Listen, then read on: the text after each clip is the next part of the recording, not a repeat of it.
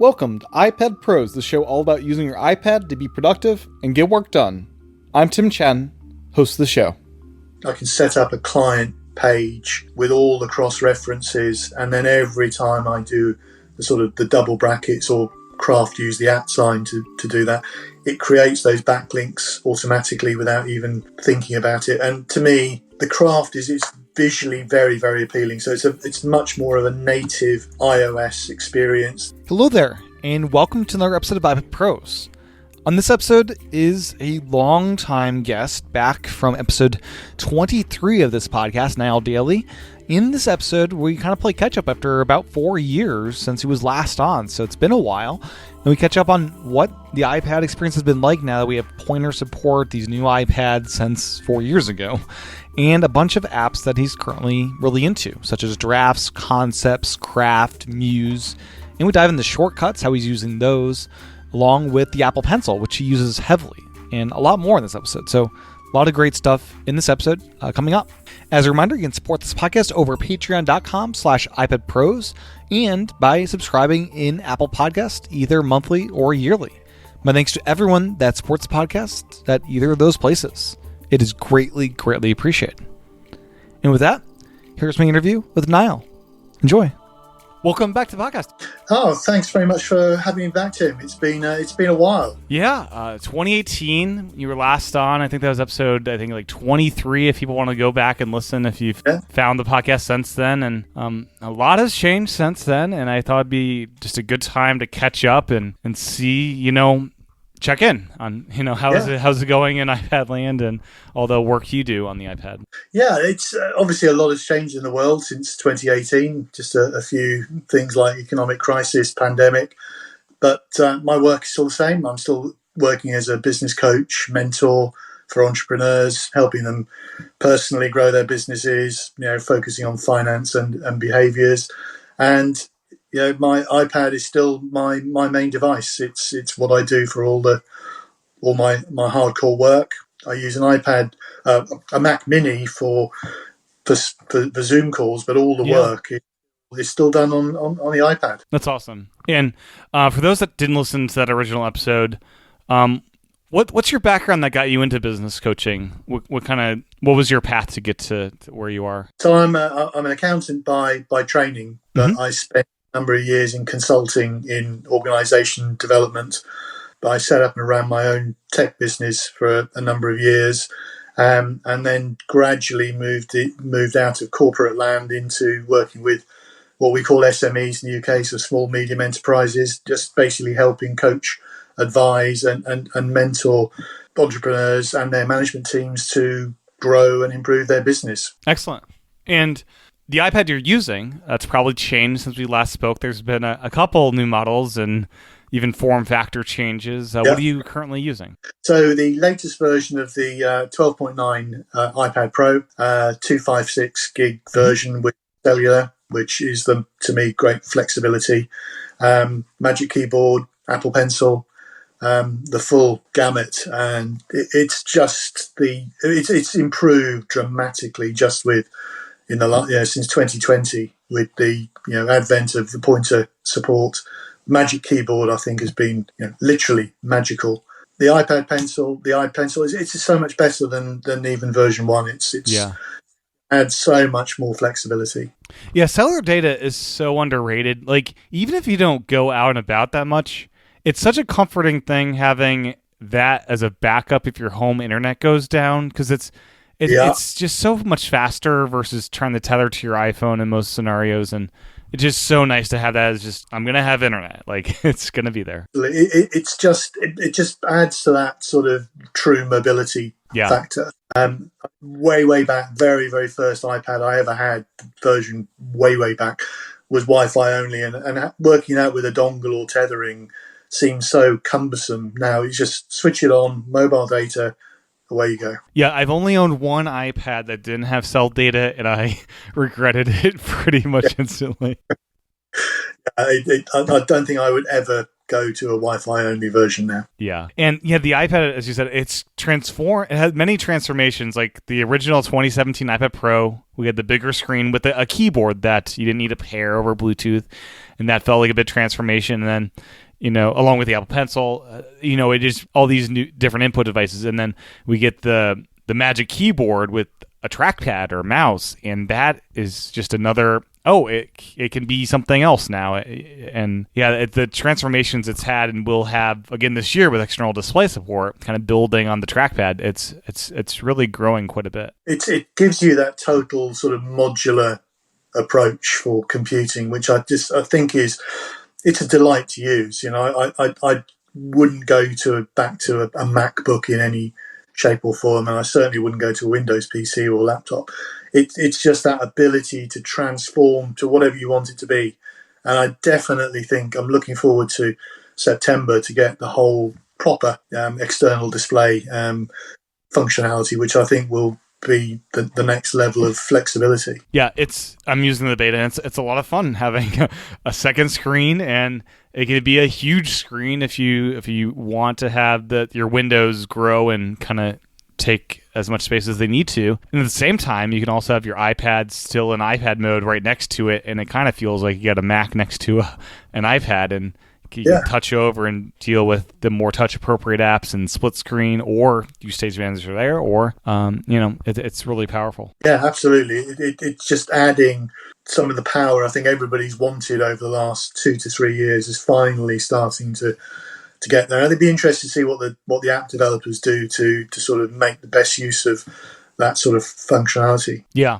And thankfully it builds on the split screen kind of paradigm of size classes. So most apps, I say most, not all of them, but most that use split screen effectively will work great in Stage Manager, and that's been my experience so far.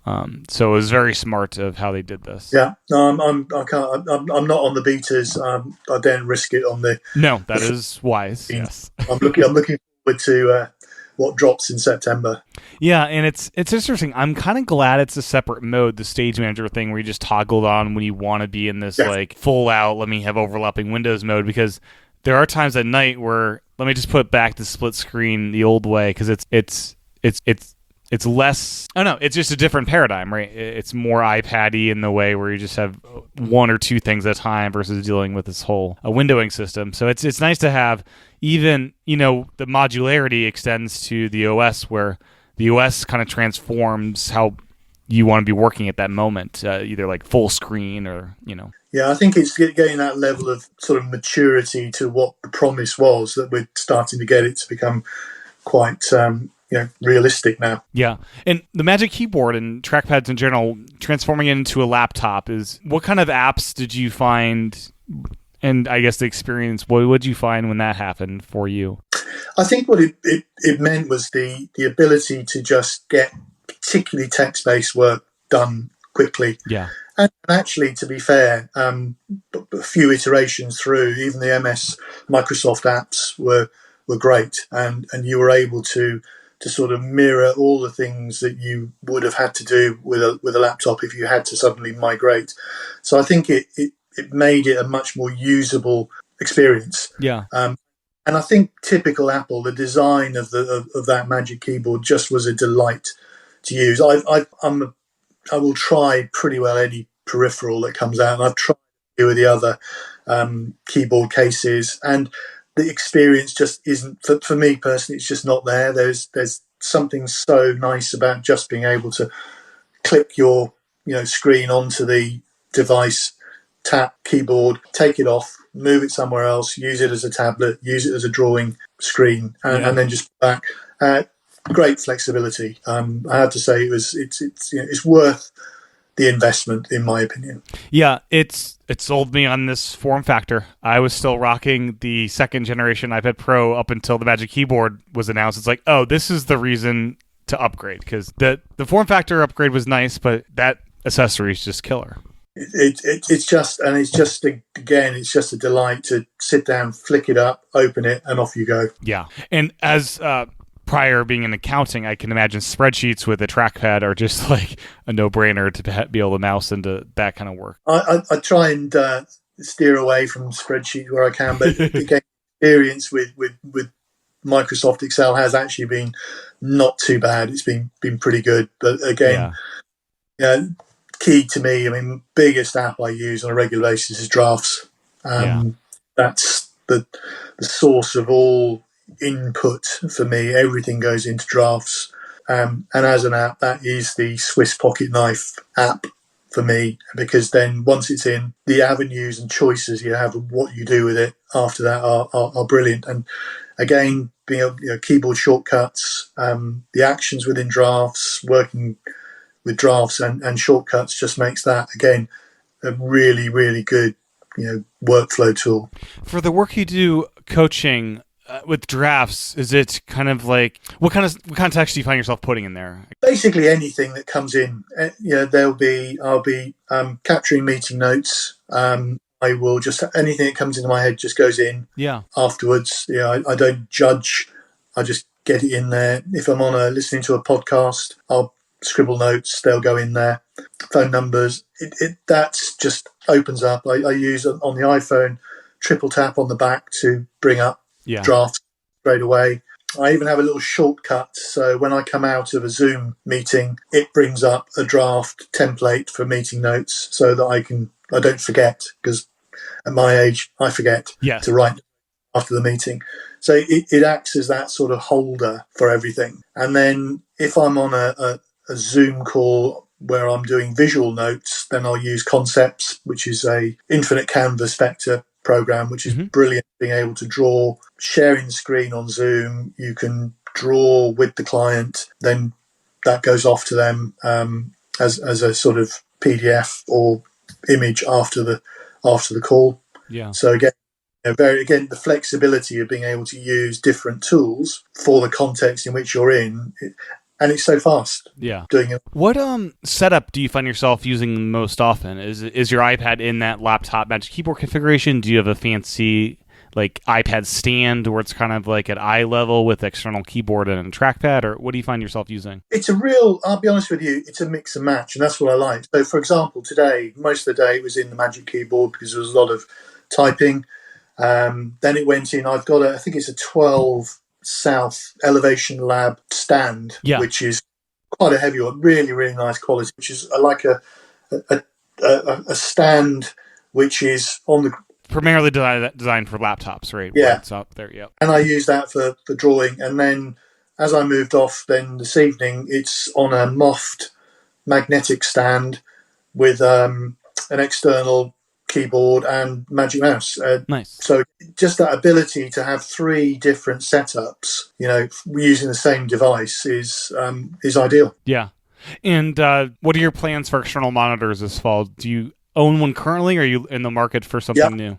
Yeah, I've got an HP monitor which sits with the Mac Mini, and I'll use that. I'll probably be tempted to go for something a little bit sexier.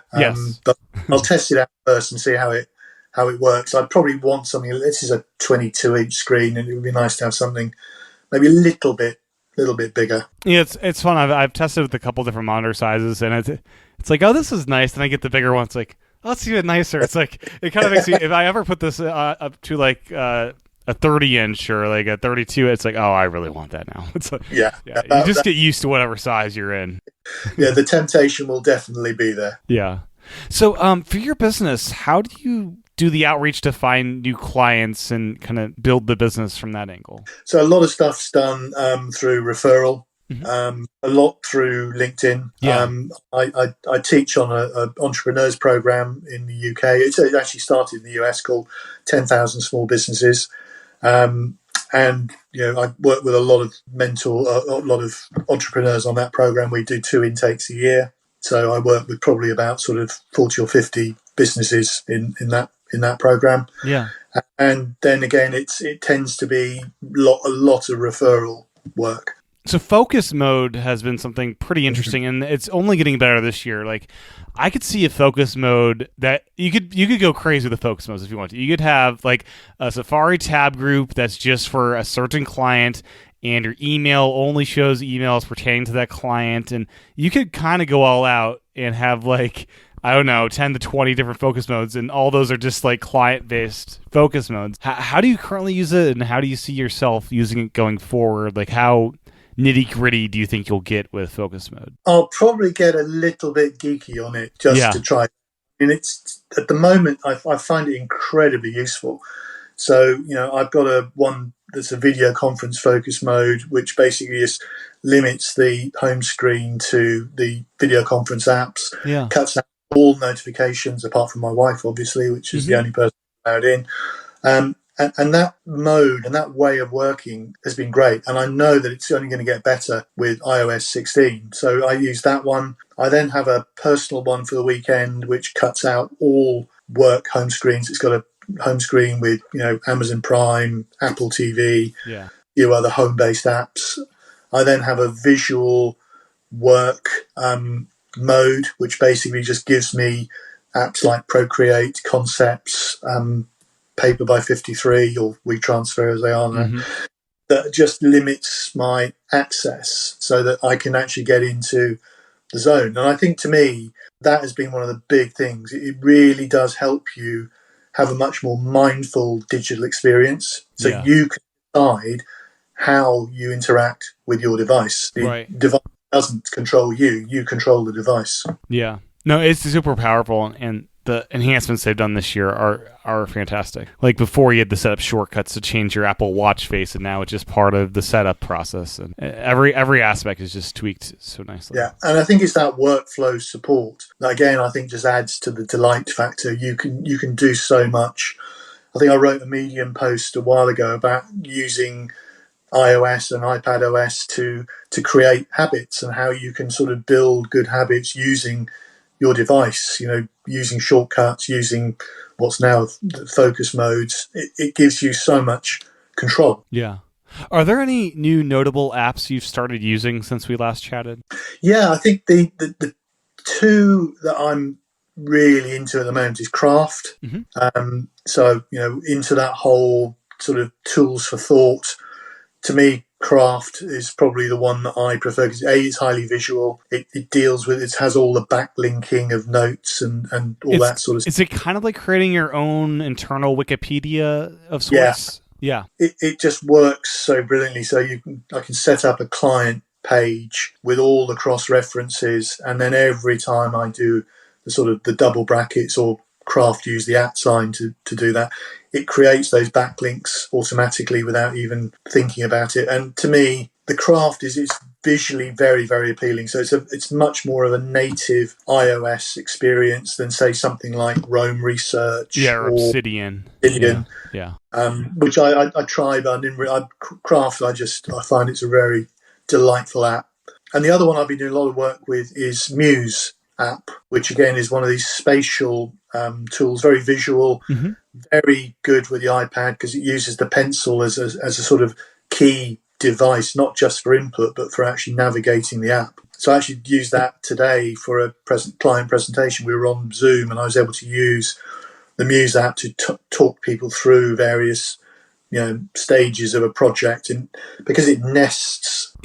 Is it kind of like mind mapping, or is it completely different? It's conceptually a bit like mind mapping, but it's probably more spatial. So you nest documents together, and then you can sort of navigate your way through different. And it to me, it works brilliantly. And interestingly, after one of your recent podcasts, I've been looking at Defter Notes, which is quite similar to Muse. Again, having this sort of spatial screen that you can put different content blocks in and then navigate using sort of the pencil or using the screen to navigate through different layers without it having to be a sort of file folder. Right. Yeah, I found that app to be super interesting and just a different approach to visualizing and working with the data.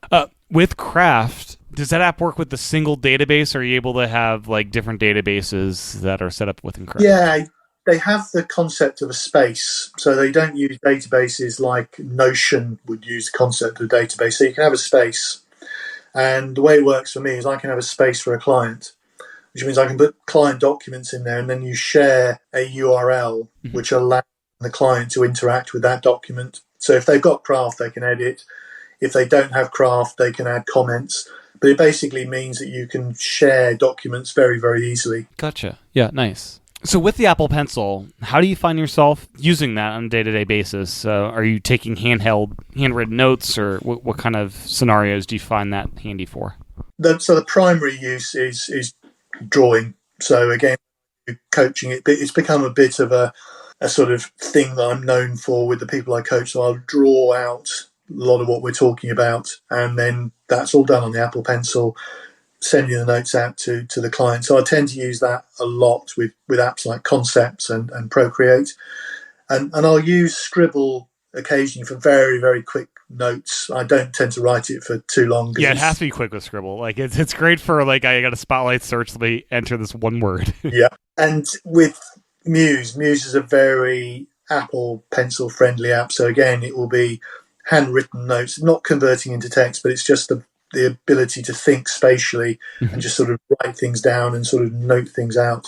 So those are the, if I'm using it as a tablet, I'll often use it to navigate the screen. I find it quite easy and intuitive to do that. Yeah, it's more enjoyable, the tactile experience of the pencil to navigate versus your finger. Yeah, absolutely. I think with the drawing, it's the screen experience is brilliant. I mean, it's just so easy to just suddenly convert to that. It stops me using lots of pen and paper now, because I'll find it's just as easy to get the pencil out and just start scribbling a note, particularly if you're on now a Zoom call. Obviously sharing papers, okay, but not that easy. Quick share screen, let me show you this. Is this what you're thinking?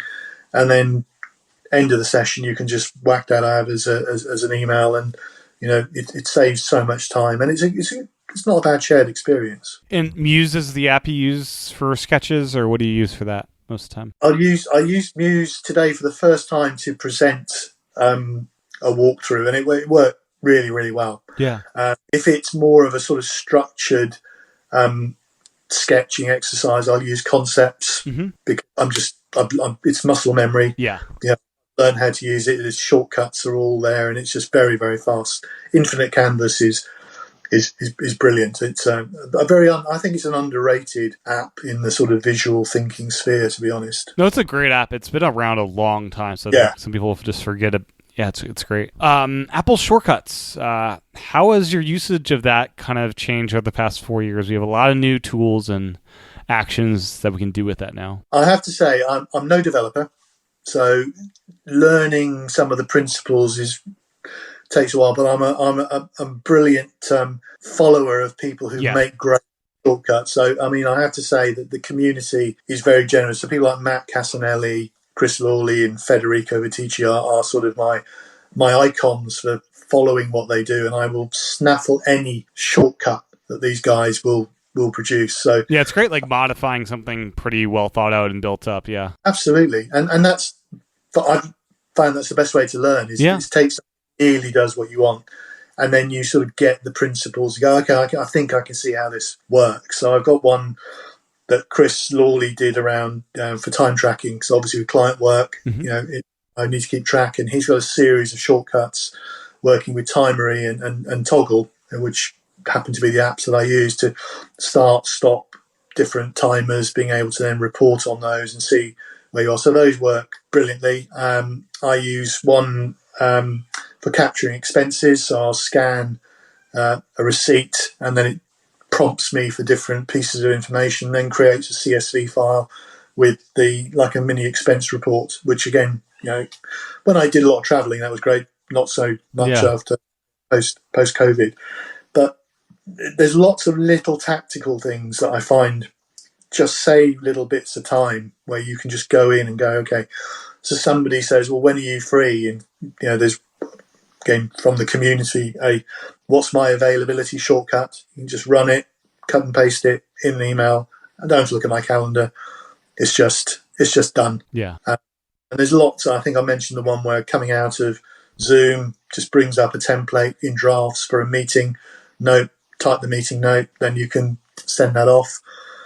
I use a lot of the actions in drafts plus shortcuts to move data from drafts into shortcuts and into things. Task manager of choice. Excellent. Yeah. So you're a Things user. Yeah. The the latest update to reminders has me. I'm trying it out because it's really good. And the Watch app is surprising me how good their Apple Watch app for reminders is, and the WatchOS 9 beta. It's like, so I'm trying that, as I've been an OmniFocus guy forever. I'm trying reminders for the first time seriously and forever. Yeah. I did get into it after iOS 15 release, and it is very, very powerful. I just haven't quite made the move. It's one of those things where I use it for like shopping lists because Siri is so easy. And sharing reminders amongst different people, that's a killer thing if you need like share a shopping list with people. It'd be nice if Apple treated Notes as trying to get it on a parity with some of these tools for thought. And if backlinking was in Notes, I would probably fall in. Yeah, and I'm curious with the collaboration APIs, like if things will add this ability to like share with members of your family different lists you want to collaborate on. That could be interesting. Yeah, I think that's why I find I sort of swing backwards and forwards, because that ability of sharing data, integration with Siri, just makes the Apple ecosystem so easy to use. But there's just a couple of little things that just keep me from going. Yeah. Going the whole hog. Yeah. No, and Things is a great app. Do they have a watch app? I don't even know. Yeah, they do. It's not pretty functional. Good complication, very easy to use. So it's still a very appealing app. Not overly complicated, which is fine for me. The addition of FaceTime linking, being able to just send a link to somebody, is that something you have started using with your business at all? I haven't yet. Yeah. I think will be. I think because a lot of my clients, so Zoom is still for most of the sort of what I call the solopreneurs. That's the default standard. The default, yeah. Most of my clients are on Teams, which does not play nicely in the Apple ecosystem. But it's okay, but it's not the best experience I can have. Okay, yeah. I've been super impressed with that, because for the longest time I was just Skype's what we use for all this stuff, and I started using that. And even if someone's like their desktop is a Windows computer, it seems to work really well just in the web browser with the link, which has surprised me how well it's been doing with that. Yeah, because I can't remember the name of the app that Apple mentioned at WWDC, which is the whiteboarding app. They're building something out for that. Yeah, that with the FaceTime integration, I think that will definitely be something that I'm going to seriously look at, because again, that collaborative whiteboard experience, that will replace some of the stuff that I'm using at the moment, but because it's now baked in and collaborative, that will make a big difference. So I'm looking forward to that. Yeah, I think this approach to collaboration is me much better than their share play approach. Like, people don't want to be on a video call to do any kind of for all collaboration, so this will be... and then I noticed on your Twitter stream, you back to Kickstarter regarding the Apple Pencil. What is this? Pencil tips and yeah, so PenTips.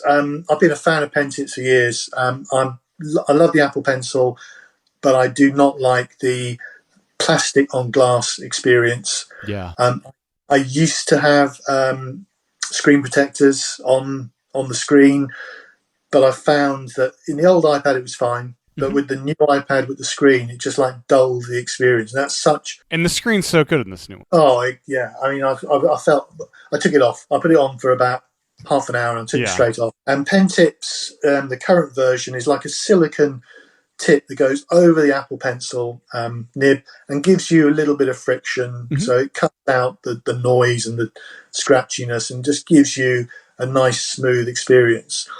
This Kickstarter is that what they've done is create the same silicone experience, but now with a replaceable nib. So you can take off your plastic nib, put on your silicone nib, and you're good to go. So yeah, I'm a very innovative company. I like their products, and I'm looking forward to it. It should be September when that's being released. Yeah, and so it's a little bit more friction. It's still it glides enough where you're not you're able to write smoothly, but not so much that your P becomes taking up the whole screen, as it sometimes does for me. So slippery. Yeah, no, it's enough to give you a writing experience. You don't feel that you've sort of lost control of your like Apple. a marker on glass. Like, it's very hard to control that. Yeah, and it's great. And if the new tip is as good as the current ones, then I think they're onto a really good. And I'm sure Apple will Sherlock it at some point in their own way. Yeah, maybe. And there's a mat as well to it as well that you can like throw on top of your iPad temporarily. Or what is that? Yeah, a magnetic one. So whereas most of the other ones, I won't name any specific brands, they go over the screen and effectively adhesive. The PenTips one will be a magnetic, so you can just put it over and then remove it without it. So you don't you get both worlds, which I think again is ideal. Yeah, that's great. Any other apps or kind of workflows that we haven't really touched on yet? No, I think the biggest thing to me that's the joy of not just the modularity of the hardware, it's the ability for you as a sort of whatever job you do to create your own workflows using a variety of apps and using things like URL schemes and shortcuts. And again, you can be a little bit geeky, but actually, copying links and pasting links and then being able to navigate backwards and forwards between different types of documents is a joy. And you can choose you don't have to go for an all-in-one app. And there's a lot more of those coming out. But sometimes, Drafts is a text app. It does it brilliantly, and it allows me to do whatever I want when that document's finished. Crafts is a beautiful visual tool. The ability to produce good-looking documents, it does it so well. And it's not the same Notion, it's not the same as Obsidian, so it does that job. And if I want to do mind mapping, I could capture information in Drafts, use a Drafts action to put it into MindNode, which is my preferred mind mapping tool, navigate it from there. When I create a project out of the mind map, it integrates with either reminders or with things. So again, you don't have to look for all-in-one app. You can use these apps that talk nicely to each other. Yeah. And if you search through, the channels or Reddits, you will always find shortcuts that are there will probably do what you're looking to do to move data around and save you time and effort. Absolutely. And then I just thought of something. Widgets are new on the iPad. Is that something you find yourself getting much utility out of? Yeah, with the ability to design your own home screens. So I have one of my work home screens is almost like a dashboard. So it uses particularly the big widgets for things, Fantastical and Spark. So, those are the three apps for, tasks, calendar, email. And you can have those as one screen. Flick to that. You've got a whole overview of what's coming up, what's dropped in. You don't even worry about notifications. The widgets are there to give you the information that you need. And I think at least now you're able to interact better with the widgets than you were under iOS 14. So I think it makes it a functional experience. And then being able to add shortcuts in as widget items, again, just makes the accessibility so much easier. Things like what's my availability? It's just like, well, I can ask Siri the question, or it's, on the home screen, click on it, there, start and stop timers. These are things I think that just, again, add to the delight of using the tool. And it doesn't matter whether you're on a keyboard or whether you're holding the screen as a tablet, you've got the same ability to interact with the device. Yeah. And I was just thinking as we were speaking how cool it'll be for setting up that dashboard experience on the iPad screen, and then you have the external monitor, so you can be using your apps in the external, and then you can just next to you can have that up that dashboard in Timery, and just this little kind of launch pad for different things, and you don't even need to use apps in your iPad screen for that screen to be useful. No, I think it's that sort of extension is going to make such a big difference to the usability, particularly when, in the past world I would have been traveling more. Now I'm probably much more in front on a desk. So again, that ability to have different ways of interacting with the device and making much more use of the sort of visual space on a monitor, I think is going to be brilliant. Excellent. Well, where can people find more information about what you do? Best one is my main website is backpocket-cfo.com. That's where I've got all my sort of finance mentoring and training stuff. I can be found on LinkedIn as Niall J Daly. Niall J Daly, you generally follow me around, but also Backpocket-CFO on Twitter and on Instagram. Excellent. Well, thank you so much for your time today. It's been great catching up, and yeah, it's wonderful. How about you again, Tim? We shouldn't leave it so long next time. No, agreed, yes. Well, I was interviewed with Niall. My thanks to Niall for his time recording this podcast, and my thanks to you for your time and attention tuning in. Check out Niall's website over at backpocket-cfo.com. And as a reminder, you can support this podcast over at patreon.com/iPadPros or by subscribing in Apple Podcasts. With that, I'll talk to everyone again real soon.